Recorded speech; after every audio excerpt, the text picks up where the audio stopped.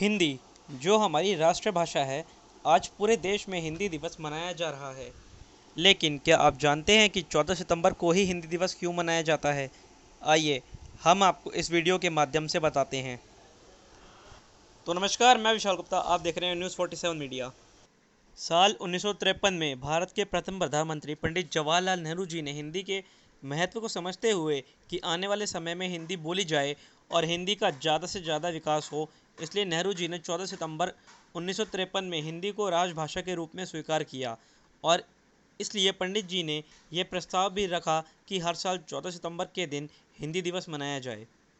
और तब के समय से अब तक 14 सितंबर के दिन हिंदी दिवस मनाया जाता है। 14 सितंबर वो दिन बन गया है जब हम हिंदी के बारे में बात करते हैं या हिंदी के महत्व को याद करते हैं। बाकी ज़िंदगी तो हमारी अंग्रेजी की शर्तों पर ही चलती है। आज हिंदी भाषा का चलन देश में कम हो रहा है, लेकिन विश्व भर में हिंदी बोलने वालों की संख्या बहुत बढ़ गई है।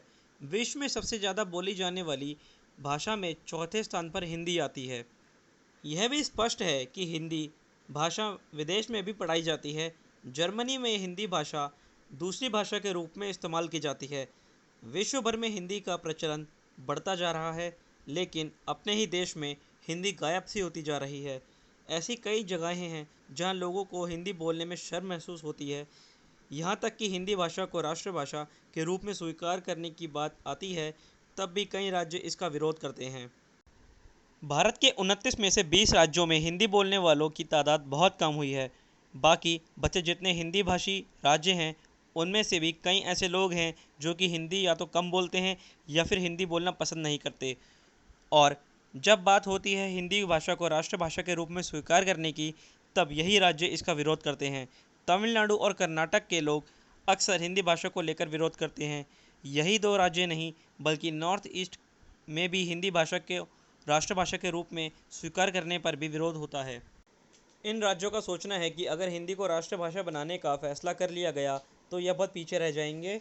और इन लोगों का मानना है कि जब हमारी खुद की अलग एक भाषा है तो हम हिंदी को राष्ट्रभाषा क्यों माने। और जब से देश में नई शिक्षा नीति आई है, जिसके तहत तीन तीन भाषा रखने का सुझाव रखा गया, तब से ही देश में कई विवाद खड़े हो गए हैं।